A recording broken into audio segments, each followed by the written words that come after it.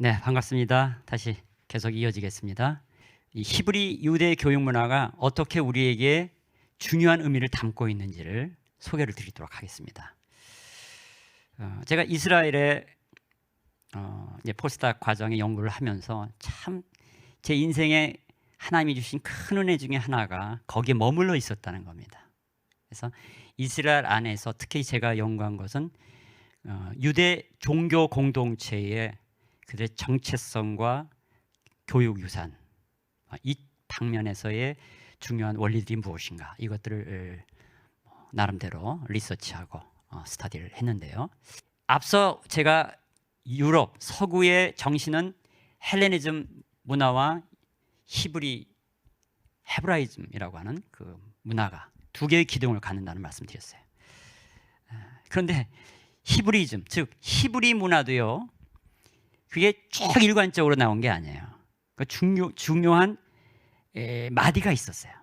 그 마디가 뭐냐? 바벨론에 잡혀가기 전과 그 이후의 문화를 이렇게 표현합니다. 히브리 교육, 그 전 앞에가 그 이후를 유대 교육 이렇게 얘기합니다. 히브리 유대 교육 이렇게 말하는 게 이스라엘 고대 문화 교육을 이해할 때 필요합니다. 왜 그러면 이렇게 구분을 해야 되느냐?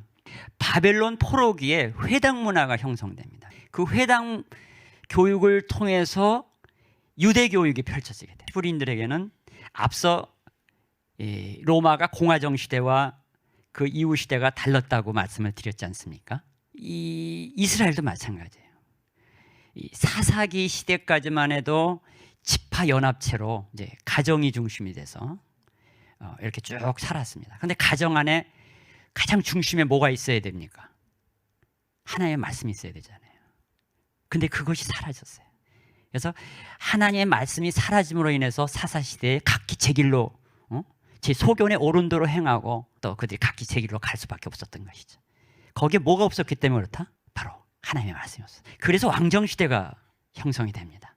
그러니까 왕정시대는 이스라엘 백성들이 세상의 방식과 세상의 삶의 원리들을 끌어들여 신분제도화되고, 그리고 하나님의 백성들의 수평한 문화, 거기서 먼저 깨닫고 먼저 경험하여 알게 된 어른들, 지혜자들의 말을 듣고 그 토라를 기초로 하여 그의 가르침들을 나누는 이것이 원형이었는데, 근데 거기서 토라가 사라지자, 하나님의 말씀이 사라지자 각기 소견대로 하니까 너무나 풍지박산, 콩가루 가정이 된 거예요. 그래서 뭘 했다? 우리도 저 이웃 나라들처럼 이방처럼 왕을 세워달라고 한 거예요. 원래 그들의 왕은 누구였습니까? 하나님이셨죠. 근데 하나님이 말씀을 토라를 통해서 그들을 가르치지 아니하시고 인간왕을 요구하는 이런 왕정시대로 접어들게 된 거예요. 이게 이스라엘 백성이 그 구조 자체가 문제가 아니라 하나님이 그들 안에 주인이 되지 못하신 그 주권의 문제라는 걸 놓치고 구조를 바꿔서 새로운 제도를 가지려고 했어요. 뭘 보고? 세상의 이방 나라들이 하는 방식, 그 앞선 이방의 도시들, 국가들이 하는 것을 가져다가 하려고 했던 거예요. 그래서 왕조가 형성되고 그 왕조 350년 동안 다 망했잖아요. 722년에 북이스라엘이 멸망하고 열지파가 사라졌어요. 586년에 세 차례에 걸쳐서 이제 포로를 잡혀가는 그 와중에 이미 나라가 멸망한다, 남유다도 멸망한다는 것을 알았던 예견자들, 현인들과 이 랍비들이 무슨 생각을 하냐면, 제일 고민이 어떻게 하나님의 선민인 저 북이스라엘이 나라가 멸망하자 열지파가 완전히 사라진 거예요. 100년도 못 돼요. 이스라엘 열지파가 사라진 것이 그들에겐 너무나 고민이었어요. 이게 아주 그들에겐 심각한 고민이었어요. 왜? 그건 분명했어요. 그들은 하나님 앞에서야 하나님을 의식하는 그런 하나님의 존재를, 그 정신세계에 꽉 들어차 있는 이 사람들이 선민인데, 아니 어떻게 열지파가, 아니 하나님의 창조자인 창조세계를 지배하시는 하나님이 왕이시고 세상을 지배하시는 분인데 자기 백성들 열지파가 저렇게 사라지도록 남겼는가? 그건 하나님에 대한 이건 난제로도 이해할 수 없는 어떤 부분으로도 그들은 고민하게 만들었지만, 열지파가 사라졌다는 게요 너무나 심각한 겁니다. 여러분 중에서 부모 세대이면서 자녀들은 신앙이 흐릿하고 또 그냥 지금 신앙생활 하는지 안 하는지도 모르는 이런 분들 계시면 정말 여기서 이 중요한 교훈을 찾으셔야 돼요. 심각하셔야 돼요. 이스라엘 사람들은 어떻게 하나님의 백성이 신앙을 떠났기 때문에 그건 알지만 완전히 열지파가 사라질 수가 있는, 이게 어떻게 이게 가능하냐. 남유다마저도 멸망한 그 종착점의 그 벼랑 끝에 서서 그들은 하늘을 우러러 자신들을 성찰하기 시작. 요 대목이 굉장히 중요합니다. 이 구약의 학자들은요, 또 인류학자들도 그런 연구를 하는데, 어떻게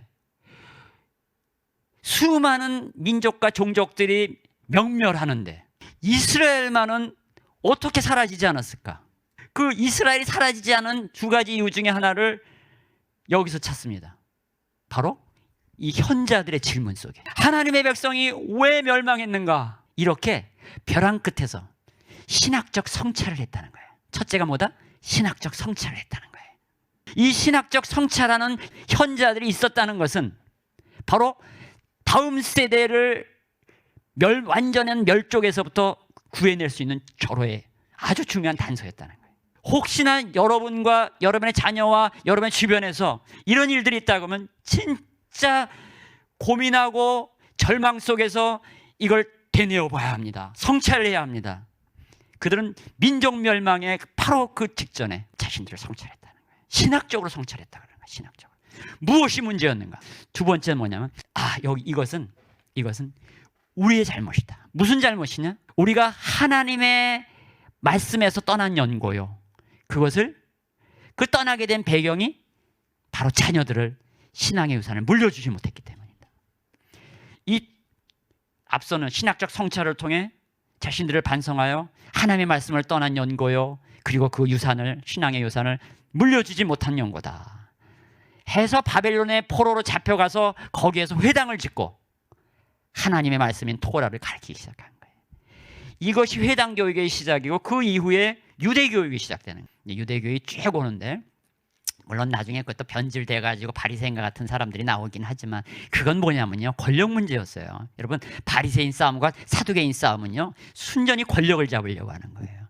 그래서 국교 분리, 정교 분리가 왜 중요하냐? 그때 국교는 국가 권력이고 정교는 정치 권력과 이 교회가 결탁돼서는 안 된다. 그걸 얘기하는 겁니다. 예, 왜 그게 중요하냐? 당시에 사두개인과 바리새파의 싸움은요, 이 정치적인 권력 싸움이었어요. 이거는 신학 싸움은 그거는 겉으로 드러난 표면상의 그 내면이고 그 이면에는 권력 싸움이었어요. 그러니까 죽기 살기로 서로를 잡아 죽이려고 했었던 겁니다. 80년 동안에 그 중간기에 잠깐 있었던 이 힐카노스 왕조, 당시에 마카비 후예들이 왕조를 세워서 한 80여 년, 90년 가까이 지배했거든요. 그게 전부 권력 싸움이었어요. 그때 나온 게 바리새인과 사두개인인 거죠. 자, 그런 문제도 있었지만 그거는 권력과 결탁해서 그런 거고, 회당은 너무나 소중한 거예요. 그래서 유대교가 성전 중심의 그 성전 중심으로 가면 건 뭡니까? 이건 종교 권력과 결탁이 되게 돼 있어요. 그래서 변질됐건 거. 두 번째는 그런 성전 중심의 종교가 아닌 회당 중심의 유대교가 있어요. 랍비들이 토라를 가르치는. 근데 일반 서민들을 등에 업어야 되니까, 여론을 등에 업고 민심을 등에 업어야 되니까 이 사두개파들이 그 회당을 또 장악하는 이런 어처구니 없는 일이 있었으나, 그러나 중요한 것은 회당 교육을 시작했다. 그래서 유대인들이 있는 곳은 어디나 회당을 만들었단 말이죠. 지금도 마찬가지예요. 지금 당시 그 중간기 때부터 지금까지 2500년 동안을 유대인들은 회당을 세워요. 어디나 유대인이가. 오리를 넘었으면 오리 안에 회당들이 다 있어요. 어디나. 오리를 넘었으면 안 돼요. 안식일날 걸어가면 안 되니까. 하여간 그렇게 됩니다. 근데 여기서 여기까지가 오리고 저쪽에서부터 여기까지 오리니까 요거 전체는 심리죠. 그죠? 그러니까 심리 안에는 다 회당이 있어요. 그럼 유대 교육은 뭐를 중심으로 했느냐? 세 가지. 하나는 토라 중심, 두 번째는 가정 중심, 세 번째는 회당 중심. 세 가지 뭐예요? 토라, 가정, 회당. 가정과 회당은 유대 교육이 펼쳐지는 장이고, 두 개의 장이고, 그리고 토라는 또 교육의 장에서 중심이 되는 근거가 되는 것이 바로 토라였어요. 이건 하나님의 말씀이죠. 이 토라를 얼마나 열심히 가르치는지 몰라요. 바벨론의 포로로 잡혀간 회당 교육을 쭉 해가지고 중간기를 거쳐서 신약으로 1세기로 넘어가지만 AD 70년에 예루살렘이 회파되고 로마의 티토스 장군에 의해서 이스라엘 멸망을 합니다. 더 이상 팔레스타인 땅에서는 유대인들이 살 수가 없게 돼요. 그래서 더 이상 가나안 땅도 아니고 유대인의 땅도 아니고 팔레스타인 용어부터를 바꿔요. 근데 1세기 말에 보면 문제가 생겨요. 1세기 많은데 다 혼혈이 되는 거예요. 그럼 누가 유대인이냐? 이게 걱정이 되는 거예요. 그래서 회의를 합니다. 옛날에는 예루살렘이 율법의 중심이고 랍비들의 아주 그 센터였어요. 그러나 예루살렘이 없어진다면은 그 로마 장군 티토스의 도움을 받아가지고 랍비들이 모여서 얌리아, 성경에는 야브네라 그래요. 야브네라는 지역을 중심으로 랍비들이 모여서 이제 토라 연구를 하고 토라를 가르치는 것이 있어요. 근데 쭉 가르치고 시간이 지나는데 이스라엘의 국가가 상실되니까 다 이제 혼혈이 되는 거예요. 그럼 유대인이 누구냐? 이걸 정해야만 됐어요. 2세기에. 그래서 어떻게 정했냐? 그 얌리아 회의에서 누가 우리의 정신유산, 신앙의 유산을 물려줄 수가 있느냐? 이것은 엄마다. 그래서 그때부터 목의 원칙을 삼게 됩니다. 이것이 십자군 전쟁 때 또 학살을 당하고 유대인들이 상실되고 혼혈이 되자 그때 이제 다시 한번 그걸 강조하죠. 목의 원칙으로. 그래서 엄마들이 그렇게 중요해요. 어려서부터 가르치는 거. 어려서부터 무릎에서 젖을 먹이면서 신명기 6장 4절로부터 6절에 그 유명한 쉐마 구절을 암송시키죠. 네. 그래서 유대 교육의 배경은 바로 이러한 바벨론 포로 시에 자신들의 그 정신유산의 그 핵심이 사라지는 정도가 아니라 그 사라진 결과로서 하나님을 떠나서 국가가 멸망하자 그럼 우리의 것이 무엇이냐는 것을 회복하고 그것을 다시 자손들에게 가르치기 위해서 유대 교육이 회당을 중심으로 시작되었다. 그게 중요한 거예요. 고난 속에서 얘기하는 고난 속에. 모두가 실패하라는 건 아닙니다만은 이건 아니지. 이거 큰일 났다. 각성할 수 있는 계기는 어려움 속에서 일어나는 거예요. 사실 지금 오늘날 한국 사회의 기독교계의 역할이 이상하게 변질되어 있고 교회 교육은 이 학교 교육 형태의 변질 형태로 학습이나 하고 말고 이런 시대에 우리는 어떻게 할 것인가? 바로 유대 교육으로부터 배워야 한다는 거예요. 유대의 회당 교육으로부터, 유대인의 가정 교육으로부터 배워야 한다는 것이죠. 그래서 2세기부터 엄마를 중심으로 회당 교육이 더 중요시되고 가정 교육이 중요시되는데 그때부터 어떤 사람이 유대인이다? 엄마가 유대인이에요. 그리고 동시에 토라의 가르침을 따르는 사람도 유대인이에요. 그건 지금까지 계속됩니다. 지금도 혈통은 유대인이 아니래도요. 토라의 정신, 즉 유대주의라고도 말하죠. 유대교를 주다이즘이라는 말이 유대교라는 말도 되지만 유대주의라는 말도 돼요. 그 유대주의 그들이 만든 정신유산을 수용하는 사람들, 유대교로 귀의하는 사람들도 지금 이스라엘 백성이 될 수가 있어요. 그런 혈통과 그런 어떤 정체성의 문제를 유대의 정신을 이어받겠다는 이 두 가지 조건을 가지고 그들은 유대인으로 또는 이스라엘 시민으로 받아들이는 이런 시대를 갖게 된 것이죠. 근데 그 또 2000년 동안을 나라 없이 헤매면서 말이죠. 그들은 그들의 정체성을 포기하지 않기 위해서 너무너무 애썼어요. 그래서 가정에서 부모가 토라를 가르치고 회당에서 또 랍비들과 공동체 안에서 신앙을 나누는 이런 회당 문화가 발달하는데 이들이 하도 핍박을 받고 탄압을 받고 추방을 당하니까 자신의 정신들을 놓치지 않기 위해서 버릴 거 다 버려요. 다 버려요. 그리고 진짜 중요한 한 가지만 남긴 거예요. 그게 뭔가 호호를 잠시 후 얘기할게요. 제가 이스라엘에 가기 전에는요. 유대교라 그러면은 에휴 저 바리새인들 형식주의자 위선주의자 이렇게 생각했어요.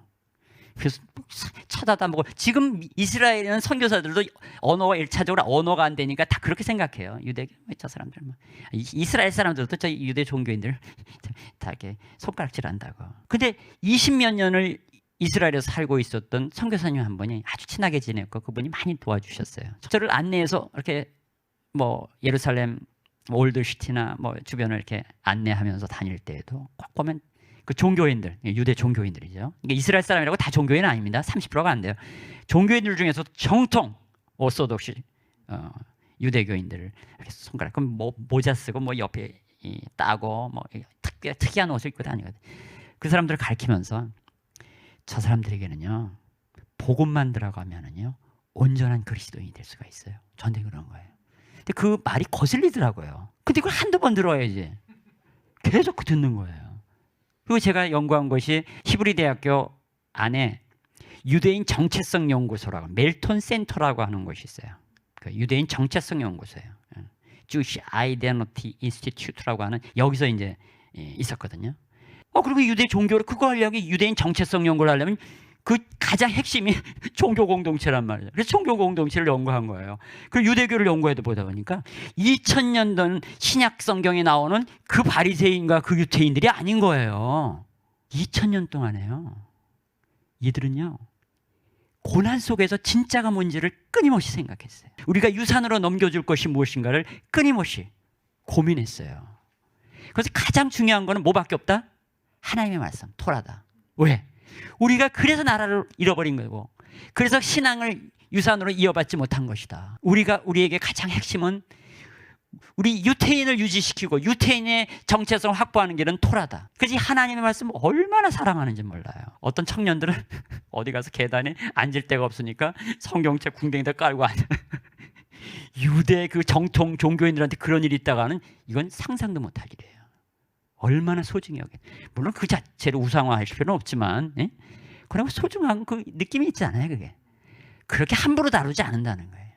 그분들은요 지금도 당연히 안식일을 잘 지키지만 잠시 후에 안식일 얘기를 하겠습니다. 얼마나 토라를 소중히 여기냐면 토라 심카라는 날이 있어요. 그날은 새해를 시작하고 새해를 마무리하고 시작하는 그 시점이에요. 그 시점은 토라를 1년 동안 한 번 다 읽는 시간이에요. 두루마리로 돼 있거든요. 그 두루마리를 가슴에 안고 이 통곡의 벽 앞에 와서 축제를 벌이는 날이에요.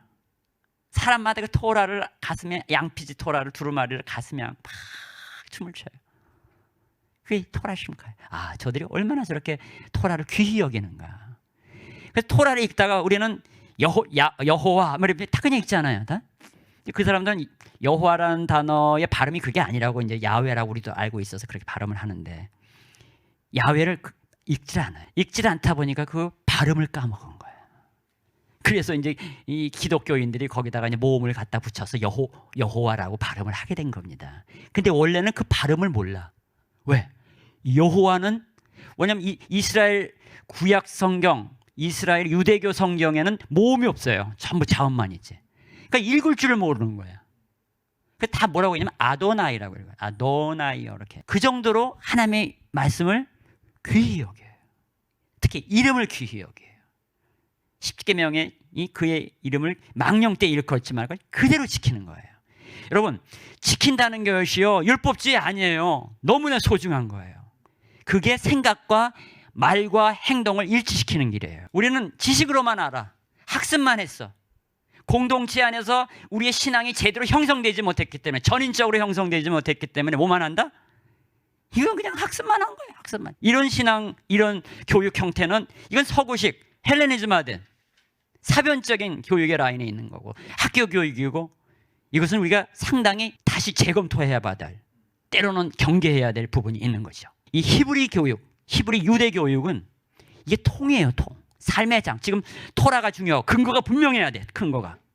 그러니까 유대인의 교육 문화에서는요. 우리 맨날 우리 설교 속에서도 뭐 그냥 설교학에서도 뭐 그런 얘기 많이 하고 상상하라 맨날 그런 얘기 많이 하죠.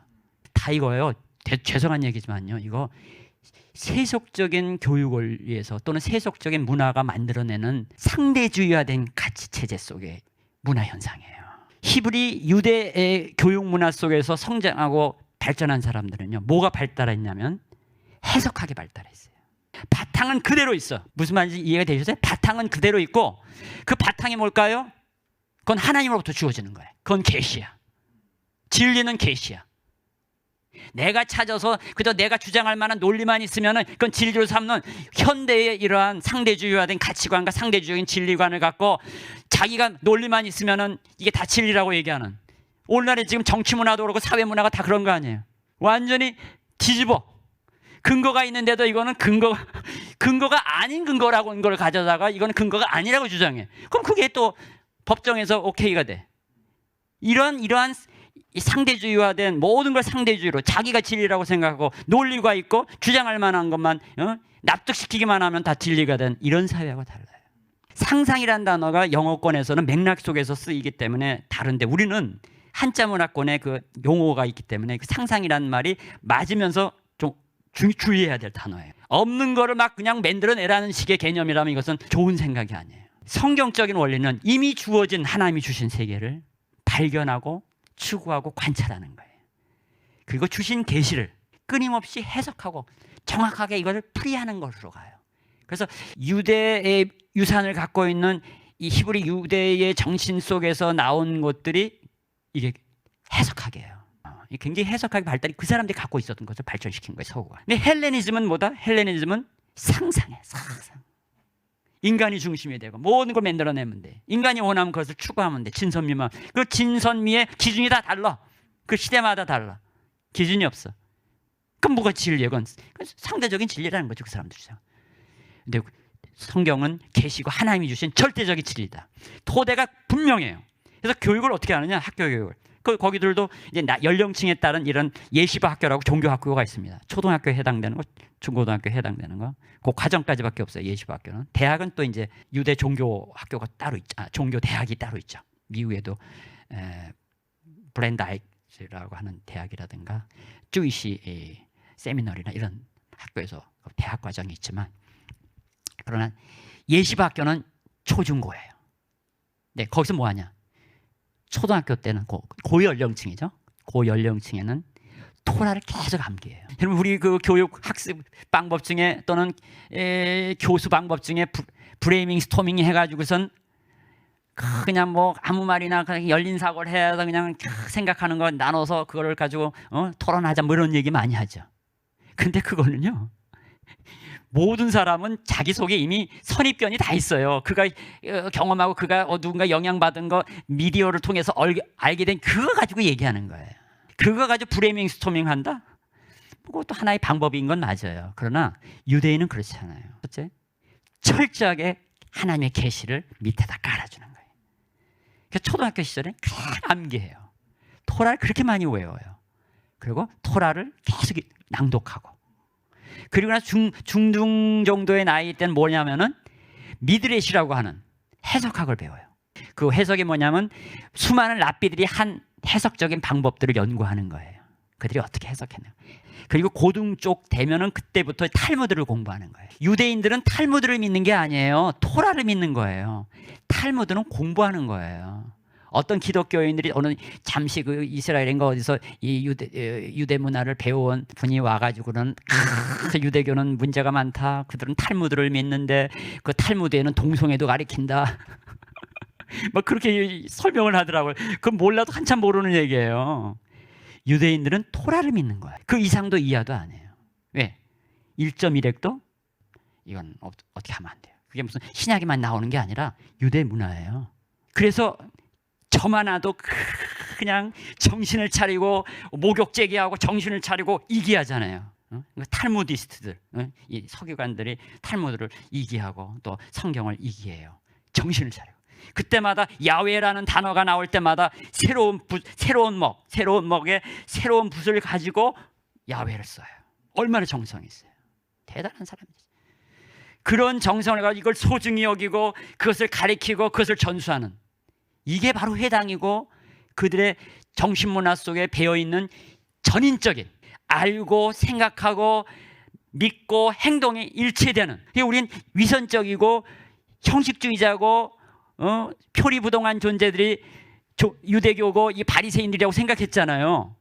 근데 2000년 동안 그들은 고난 속에서 우리에게 가장 소중한 게 뭐냐? 하나님의 말씀. 그럼 하나님의 말씀을 어떻게 지킬 것인가? 이거를 해석하는 일에 집중했던 거예요. 현대의 유대교를 우습게 보면 안 돼요. 굉장히 연구하고 관찰해서 배울 만한 요소들을 찾아내야 돼요. 적어도 교육적인 원리 속에서. 그러니까 이 토라라는 근거 위에 뭘 한다고요? 가정과 두 번째 뭡니까? 회당. 이 세 가지가 핵심이란 말이에요. 그 핵심의 토대는 뭐다? 토라, 말씀. 암기하는 거예요. 그리고 어떻게 해석하는 해석적인 방법을 하고 그 다음에 탈무드를 공부하면서는 뭐한다? 나름의 해석이 다 다를 수 있어요. 그러니까 유대교에는요 교리가 따로 없어요. 여러분 어떻게 유대교 교리라는 게 없어. 우리는 탈무드를 믿는데 무슨 교리가 뭐야? 덕트린이라는 것은, 도그마라는 건 상상도 못해요. 옛날에 그 도그마를 만들어 가지고 바로 그 바리새인들과 이 사두개인들이 도그마에 빠져 있다고 본 거예요. 현대 유대교는 그런 게 없어요. 뭐만 있다? 해석법만 있는 거예요. 그리고 토라만 믿는 거예요. 그것을 다양하게 해석해요. 엄청나게 논쟁합니다. 근데 다르다고 잡아 죽이지 않아요. 절대 안 그럽니다. 자신들의 역사로부터 배운 거예요. 그래서는 안 된다는 걸 안 거예요. 그러니까 해석법이 발달하고 그 해석법이 발달하는 과정 속에서 굉장한 이 발산적 사고라고 하죠. 이 발산적 사고가 발전하는 거예요. 그래서 창의력이 발달하는 거예요. 그래서 이 유대인들이 그렇게 탁월한 사람들이 많이 나오는 거예요. 그래서 천재적인 작가, 천재적인 발명가, 천재적인 학자들 보면요, 어렸을 때 유대의 예시바 학교 다니는 사람들이 그렇게 많아요. 그러니까 유대인의 그 예시바 종교학교에는요 초중고를 오로지 토라밖에 안 배워요. 그럼 수학은 어떻게 하고 무슨 언어는 어떻게 하냐? 초등학교 애들이 3개국어를 해서 수업할 때 선생님은 칠판에다가 히브리어로 써주고, 그리고 말은 영어로 하고, 혹은 이디시로 하고. 이디시라고 중세 유대 언어예요. 독일계 고대 언어에 옛날 고대 히브리어가 이제 결합돼가지고 만들어진 이디시라는 거예요. 이디시로 하고, 또 숙제는 또 영어로 하고, 세 개를 펼쳐놓고 해요, 얘네들이. 언어 그렇게 해서 다 띄우고 몇 개 언어를. 그 다음에는 수학은 토라에 나오는 이야기들을 다시 또 그것을 확장한 것들이 많은 책이 그 미시나예요. 여러분 성경에 예수님이 장로들의 유전과 이런 표현 썼죠. 장로들의 유전과. 기록된 하나님의 말씀이 아닌 전해진 말로 하는 구전 율법이 있었어요. 토라에 대한 해석이죠. 그게 장로들이 했단 말이에요. 그 얘기를 해줬단 말이에요. 그걸 모아가지고 200년경에 이걸 집대성한 게 미시나예요. 시간이 지나니까 그 미시나를 다시 또 재해석하고 다양한 해석을 주석을 단 게 그게 다 합쳐져 가지고 탈무드가 된 거예요. 400년, 500년 그 사이에. 그랬을 때에 얘네들 해석법을 배웠잖아요. 그 해석법에 나온 수많은 그 예화들 같은 게 거기 다 기록돼 있어요. 그걸 가져다가 수학적으로 풀어가요. 수학을 또 해석을 해. 이런 차원에서 공부를 다 합니다. 안 하는 게 아니에요. 그러고 나니까 고등학교 딱 졸업하면요, 자기네 유대교의 배경을 갖고 있는 미국이나 영국의 대학들이 많아요. 그런 데다 보내는 거예요. 그럼 걔네들이 탑 클래스가 돼요. 그리고 걔네들이 아이비와 교환학생으로 가서 공부하고. 그래서 그 유대인들이 세운 명문 미국의 사립대학들이 굉장히 좋은 학교들이 많아요. 자기네 유대인들밖에 안 집어넣어주죠. 근데 그런 데서 나와서 이 최고의 학자들이 되는 것이죠. 지금 이해가 되셨어요? 학교 교육이 어떻게 회당이 중심이 되고 가정이 중심이 되는 거예요. 근데 가정에서는 뭘 하냐? 회당도 함께 가는 거지만 회당에서는 더 자세하게 랍비들이 가르쳐주는 교육, 그리고 부모들이 금요일 날 저녁, 토요일 날, 안식일 날이 끝나면 그 밤에 아이들을 데리고 와서 그들을 토라를 또 공부시키고 암기시키고 토론하고 그래요. 그리고 토론 방법이 뭐다? 요즘 그냥 한국에서 쫙 깔린 게 있죠. 하브루타란 말 많이 들어보시지 않으셨어요? 요즘 하브루타. 일반 도서관, 지역 도서관에서도 교양 강좌를 가서 자녀의 하브루타 교육해가지고 막 써붙였더라고요. 언제 저도 와서 좀 가르쳐달라고 해가지고 예정이 다 돼 있었는데 제가 그 몸이 아파가지고 그때 이제 못 가고 다른 사람이 했는데요. 근데 제가 가려고 했던 이유가 있었어요. 엉터리로 다 가르쳐요. 쉽게 말하면 짝학습이에요. 짝학습. 짝을 지어가지고 이렇게 하는. 뭐만 배웠냐면 물어봐, 답변해. 요 방법만 배웠어요.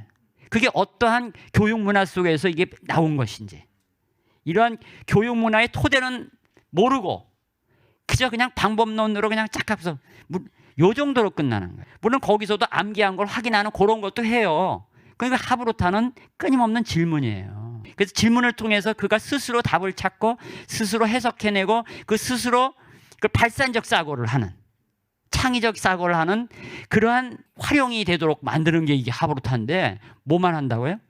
숙제한 거 점검해보고 답 다르고 맞았어, 틀렸어. 이거 하는 게 하브루트인 줄 알아. 그래서 이러한 교육 문화가 없으면 아무리 방법 없는 과제도 모방에다 써도 제대로 적용을 못 한다는 것입니다.